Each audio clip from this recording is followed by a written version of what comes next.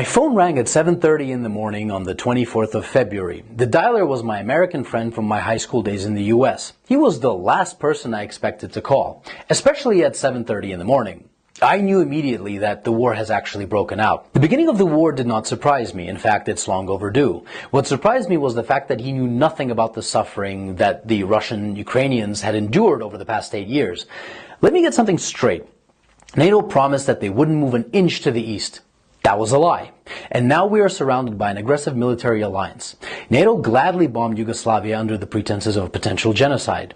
Did they bomb just military installations? No. NATO destroyed schools, hospitals, bridges, cultural monuments, private businesses, and industrial plants. Did you forget about that?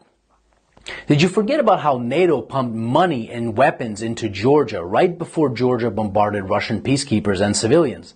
Of course you did.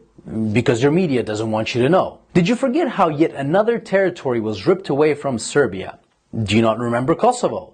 Did you protest then? I bet you didn't, and I bet you didn't even care.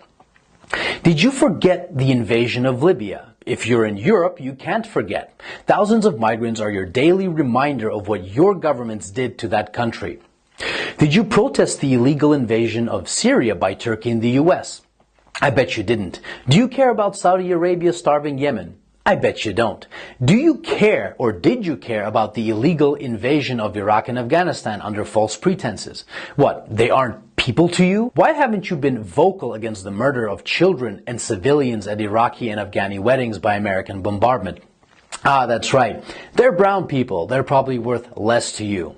Where were your crocodile tears when Kiev started bombarding Ukrainian Russians in the east simply for doing the exact same thing as the Ukrainians did in the west, was to get rid of a corrupt government? Where were your crocodile tears when Kiev shut off electricity and water to Crimea?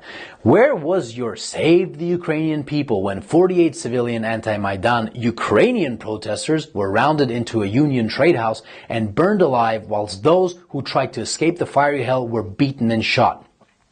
Do you by any chance know who the Madonna of Gorlovka is? Do you know what the Alley of Angels memorial is?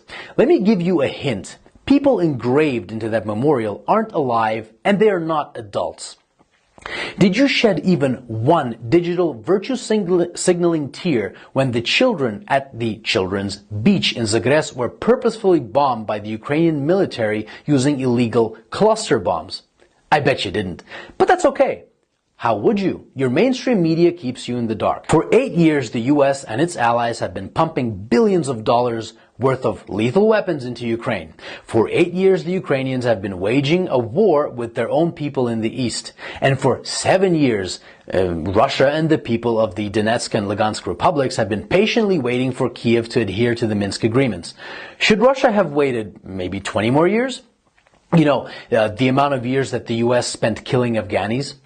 So whilst leaders like Boris Johnson, Joe Biden, Emmanuel Macron, Olaf Scholz, and Ursula von der Leyen have been virtue signaling about the poor Ukrainians, they have been robbing the Ukrainians of their dignity, making their economy run on loans from the IMF, and basically robbing them of their future. And Russia is to blame when we were their primary trading partner? The West pushed Russia into a corner.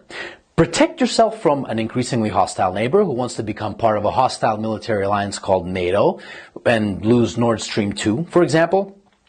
Or watch Russian Ukrainians get slaughtered by the thousands. The West wanted to fight this war with Russia until the very last Ukrainian.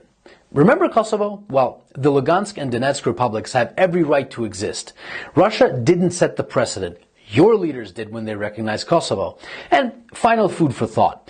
Why was there no bombardment of innocent civilians in Crimea, even though it's closer to Kiev than Donetsk is? I'll give you a hint. The actual Russian military was there protecting the people. Here's another. The Ukrainian army has been fighting this invisible Russian army for 8 years now in the east, according to your mainstream media. Why then did the Ukrainian army collapse within 24 hours when fighting the actual Russian military? And since it did, what do you think your tax dollars were doing in Ukraine? That's right. Your tax dollars were used by Ukrainians in the West to kill Ukrainians in the East. And you didn't give a flying fuck about it.